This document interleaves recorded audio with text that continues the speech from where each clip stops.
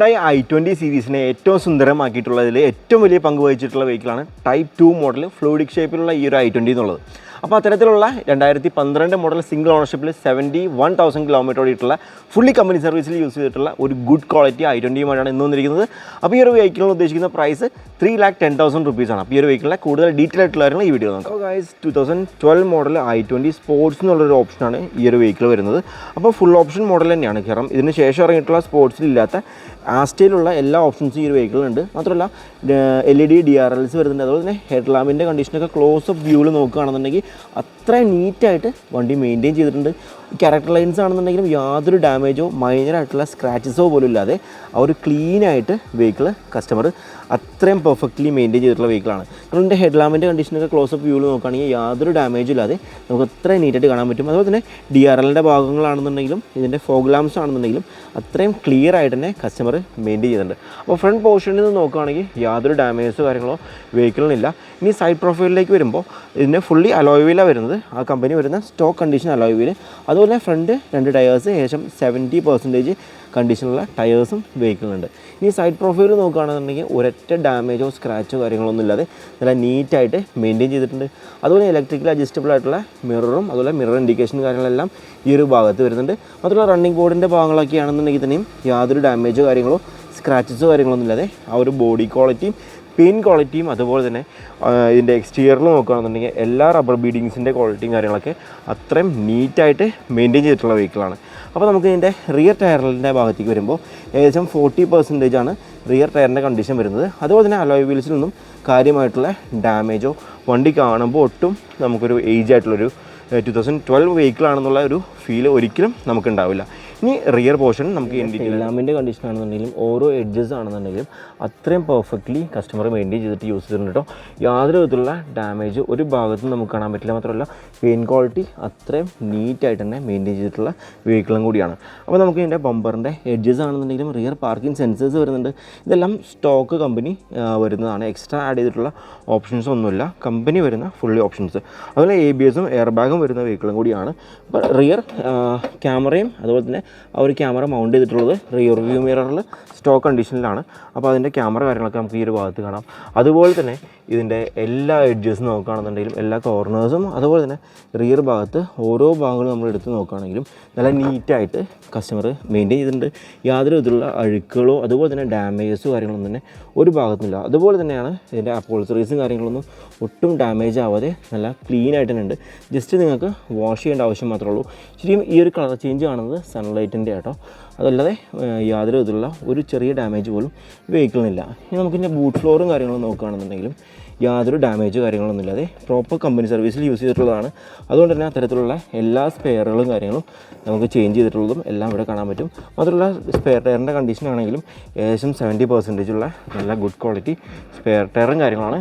ഈ ഒരു side profile നമ്മൾ നോക്കുകയാണെന്നുണ്ടെങ്കിലും ടയറിൻ്റെ കണ്ടീഷൻ ഏകദേശം 40% കണ്ടീഷൻ ടയർ വരുന്നുണ്ട്. ശരി നോർമലി നമ്മൾ ഒരു 20% ഒക്കെ കുറച്ചാണ് ടയറിൻ്റെ കണ്ടീഷൻസ് പറയാറുള്ളൂ. ഇപ്പോൾ 100% ഉള്ള ന്യൂ ടയർ ആണെങ്കിൽ പോലും നമ്മൾ അതിൻ്റെ പെർസെൻറ്റേജ് കുറച്ച് പറയാറുള്ളൂ. ഈ ഒരു സൈഡിൽ നമുക്ക് എടുത്തു പറയേണ്ടത് പെയിൻറ്റ് കട്ടാവാത്ത ഈ ഒരു മയറായിട്ടുള്ള കുഞ്ഞ് ഡെൻറ്റാണ്. ആ ഒരു ഡെൻറ്റ് ഒഴിച്ച് നിർത്തി കഴിഞ്ഞിട്ടുണ്ടെങ്കിൽ ഈ ഒരു സൈഡ് പ്രൊഫൈലിലേക്ക് യാതൊരു വിധത്തിലുള്ള ഡാമേജ് കാര്യങ്ങളൊന്നും മറ്റ് ഡാമേജസോ കാര്യങ്ങളൊന്നുമില്ല. മാത്രമല്ല ഈ വണ്ടി ഡ്രൈവ് ചെയ്തെടുത്തോളം നമ്മളൊരു 170 കിലോമീറ്ററിനടുത്ത് ടോട്ടലി ഈ വെഹിക്കിൾ ഡ്രൈവ് ചെയ്തതായിരുന്നു.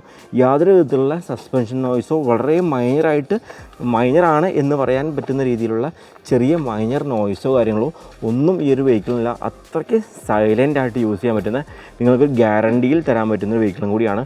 മാത്രമല്ല ഇതിൻ്റെ ലാസ്റ്റ് സർവീസിൽ ഇതിൻ്റെ ക്ലച്ച് അതായത് ജസ്റ്റ് 500 കിലോമീറ്റേഴ്സ് മുമ്പ് ഇതിൻ്റെ ക്ലച്ച് അസംബ്ലി ഫുള്ളായിട്ട് കസ്റ്റമർ റീപ്ലേസ് ചെയ്തിട്ടുണ്ട്.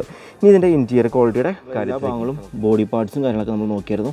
ആ ഒരു ക്വാളിറ്റി തന്നെ കേട്ടോ. ഈ ഒരു ക്വാളിറ്റിയും ഈ ഒരു കണ്ടീഷൻ തന്നെയാണ് എല്ലാ മുക്കിലും മൂലയിലും എല്ലാ എഡ്ജസ് ആണെങ്കിലും അണ്ടർ ബോഡി ആണെങ്കിലും എല്ലാ ഭാഗത്തും നമുക്ക് പറയാനുള്ളത്. ഈ ഒരു സെയിം ക്വാളിറ്റി തന്നെയാണ്. അതുകൊണ്ട് തന്നെ ഈ ഒരു സെയിം ക്വാളിറ്റി എന്നുള്ളത് അഷ്യൂർഡാണ്. അതുകൊണ്ട് നമ്മൾ പല ഭാഗങ്ങളും സ്കിപ്പ് ചെയ്ത് പോവുകയാണ്. മാത്രമല്ല അതിൻ്റെ സർവീസ് സ്റ്റിക്കേഴ്സ് കാര്യങ്ങളെല്ലാം കാണാൻ പറ്റും. പ്രോപ്പർ കമ്പനി ഹിസ്റ്ററിയിലാണ് വെഹിക്കിൾ യൂസ് ചെയ്തിട്ടുള്ളത്.